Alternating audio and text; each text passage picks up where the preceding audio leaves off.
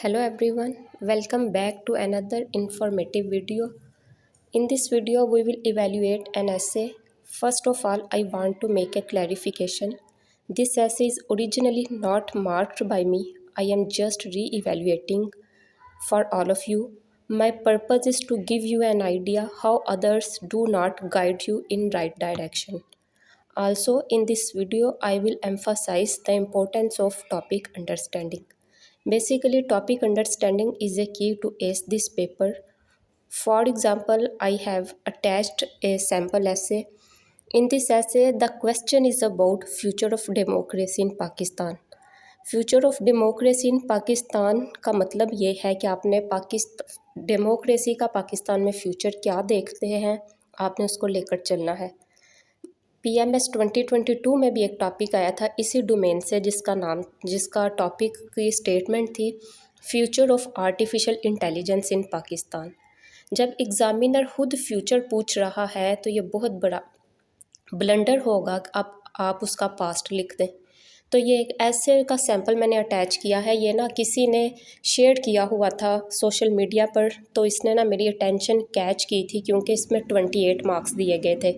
28 marks अगर मैं इसको चेक करूं तो मैं इसको 5 नंबर भी नहीं दूं, क्योंकि बच्चे ने इस ऐसे में क्या किया है, सिर्फ पास्ट लिखा, एक छोटा सा फ्यूचर का स्टांस। अच्छा ये देखें, मैंने ना एक बड़ी क्लियर वीडियो भी लगाई है ताकि आप लोगों को पता चले कि इसमें future of democracy in Pakistan को हिट ही नहीं किया गया, बल्कि लास्ट पर एक छोटा सा स्टांस जो है वो ब्राइट फ्यूचर का लगा दिया गया है। होना तो ये चाहिए था कि आप जो डेमोक्रेसी है उसका फ्यूचर किस तरह से देखते हैं उसको मेंशन करें कि फ्यूचर ब्राइट है या फ्यूचर ब्राइट नहीं है, फिर उसके अकॉर्डिंग आप लोगों के आर्ग्यूमेंट्स होने चाहिए। तो जो इसकी थीसिस स्टेटमेंट है तो वैसे ये एक वही एग्ज़ाम्पल है कि आ बैल मुझे मार वाली एग्ज़ाम्पल है, लेकिन अगर मैं इसको सही भी एक लम्हे के लिए कंसीडर कर लूँ तो इसकी आउटलाइन जो है फिर वो हिस्टोरिकल एस्पेक्ट्स में चली जाती है। ये ग्रीन हाइलाइटर मैंने जहाँ से लिया था तो मैंने उनका नाम जो है वो हाइड कर दिया है। तो देखो वो कितने 1 2 3 4 5 पॉइंट्स जो हैं वो हिस्ट्री के लिख दिए गए हैं। अब इसका मतलब है 5 बॉडी पैराग्राफ्स, एग्जामिनर आपके 5 बॉडी पैराग्राफ जो पढ़े फिर उसके बाद उसको पता चले ब्राइट फ्यूचर डेमोक्रेसी की बात आई है। लेकिन इस ऐसे में वो भी नहीं किया गया कि चलो 5 ऐसे लिखने के बाद ही आपने क्या किया कि आपने फ्यूचर ऑफ डेमोक्रेसी को एक्सप्लेन कर दिया, ऐसा नहीं किया गया। नेक्स्ट देखें, पॉलिटिकल एस्पेक्ट की डोमेन दी गई है और उसके अंडर भी क्या किया गया है, पॉलिटिकल एस्पेक्ट जो है वो भी पास्ट के साथ लिंक कर दिए गए हैं। ठीक है, तो ये सीधा सीधा ब्लंडर होता है। इसका मतलब ये होता है कि आपने खुद एग्ज़ामिनर को कह दिया कि भाई हमें टॉपिक समझ नहीं आया तो आप हमें फ़ेल कर दें। ठीक है, जब फ्यूचर पूछा गया है तो आपने फ्यूचर ही बताना है। फ्यूचर ऑफ डेमोक्रेसी है, फ्यूचर ऑफ आर्टिफिशियल इंटेलिजेंस है, योर फ्यूचर की बात की जा रही है, तो आप फ्यूचर बताएंगे और फ्यूचर की डोमेन बताएंगे कि आप किस तरह से देखते हैं। यही तो ऐसे राइटिंग में देखा जाता है। ठीक है, अच्छा अब ना मैं थोड़ा सा टॉपिक जो है वो अपने लिहाज से एक्सप्लेन करने लगी हूँ ताकि आप लोगों को पता चल जाए जो पीछे मैंने इतनी लंबी डिटेल बताई है उसका पर्पस क्या था। सपोज़ टॉपिक है फ्यूचर ऑफ आर्टिफिशियल इंटेलिजेंस, तो आप कह सकते हैं कि future of artificial intelligence is bright, या आप एक अदर साइड में भी लेकर जा सकते हैं कि future of artificial intelligence is not bright in Pakistan. फिर जो भी आप ब्राइट या नॉट ब्राइट का कुछ भी स्टांस लगाते हैं तो फिर you are supposed to write arguments accordingly. For example मेरा जो स्टांस है वो है future of artificial intelligence is bright, तो फिर उसके लिए मेरे पास आर्ग्यूमेंट्स जो होने चाहिए वो मैं 2-3 आर्ग्यूमेंट बोलने लगी हूँ। वो है ability to do more work, improved efficiency, advancement in technology, ठीक है, more medical professionals, good agriculture, good industry, robotic wave. किसी तरह से भी आप फिर फ्यूचर को जो है वो ब्राइट बता सकते हैं इनके साथ। अच्छा ये बस अभी आर्ग्यूमेंट्स हैं, अभी मैंने आपको पूरा ऐसे नहीं करवाया, आउटलाइन बनानी नहीं बताई, जस्ट बता रही हूँ किस तरह आपने लेकर जाना था। इसी तरह जैसे ये टॉपिक था future of democracy in Pakistan, तो उसके आर्ग्यूमेंट्स क्या हो सकते थे कि अब जो डेमोक्रेसी है उसकी कल्चरल एक्सेप्टेंस है इसलिए फ्यूचर ब्राइट है। ठीक है, अब क्या है, सोशल मीडिया कैंपेन्स ज़्यादा हो रही हैं, एवोल्यूशनरी प्रोसेस है डेमोक्रेसी का।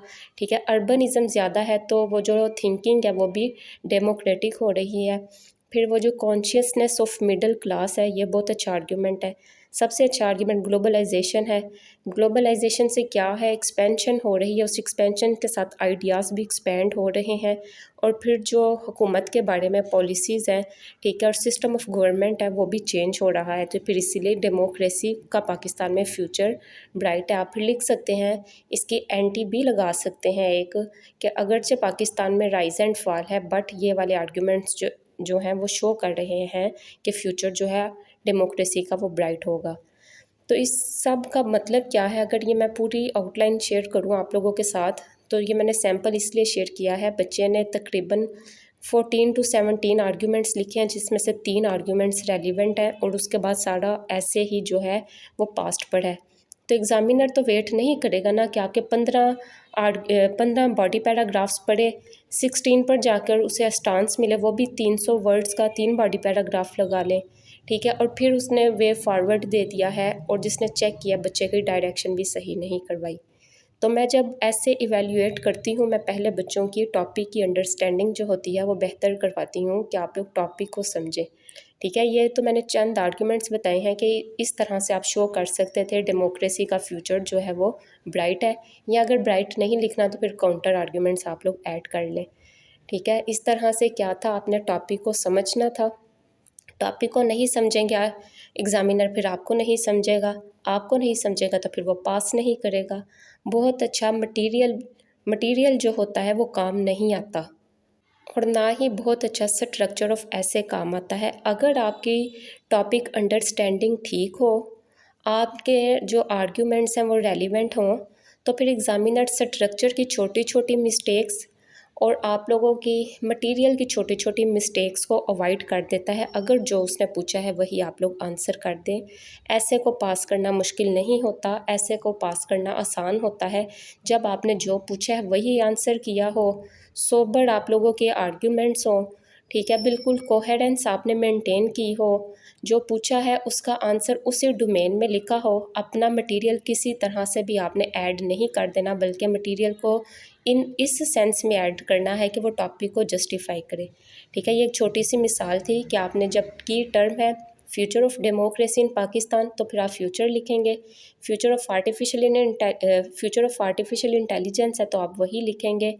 ठीक है, अगर कोई आपसे पूछे कि व्हाट इज़ योर फ्यूचर, तो आप बताने लग जाए मैंने पास्ट में ये किया, मेरे साथ ये मुश्किल आई, ये आई, और फिर लास्ट पर आप जाकर कह दें कि मेरा फ्यूचर मुश्किल है, तो उसने ये तो नहीं था पूछा कि तुम अपनी पूरी हिस्ट्री बताने लग जाओ। ठीक है, तो जो स्पेशल CSS के बच्चे हैं वो ध्यान इस बात का रखें कि वो कोशिश करें टॉपिक्स को समझें, फिर उस तरह से अपने टॉपिक्स को लेकर चलें। मैं कोशिश करूँगी डेली एक आधी इस तरह की छोटी छोटी वीडियो ऐड कर दूँ ताकि आप लोगों को समझ आ जाए। अगर आप लोगों को ये वीडियो अच्छी लगी है, ठीक है, इसमें से कुछ नया सीखने को मिला है, तो आप लोग जो है वो मुझे कमेंट में बता सकते हैं। फिर इसके अलावा ना मेरे से बच्चे कह रहे थे कि आप रेगुलर इवैल्यूएशन का सेशन भी करें, तो रेगुलर इवैल्यूएशन का सेशन जो है वो मैंने स्केड्यूल कर दिया है, उसका स्केड्यूल आप मुझसे ले सकते हैं। ठीक है, और वो बहुत डिटेल्ड इवैल्यूएशन होगी। एलीट वाले बच्चे भी अपनी इवैल्यूएशन का स्केड्यूल ले सकते हैं, रेगुलर वाले भी, और जो बिल्कुल बेसिक से स्टार्ट करना चाहते हैं, बेसिक टू एडवांस्ड लेवल में जाना चाहते हैं, उनके लिए भी मेरा batch number 31 and batch number 32 जो है वो स्टार्ट हो रहे हैं। कंपल्सरी सब्जेक्ट्स का सेशन भी स्टार्ट हो रहा है। ठीक है, आप लोग डिटेल ले सकते हैं। और चलें फिर, इस वीडियो को आप लोग शेयर भी करना, कमेंट भी करना और चैनल को सब्सक्राइब भी करना। अल्लाह हाफिज़।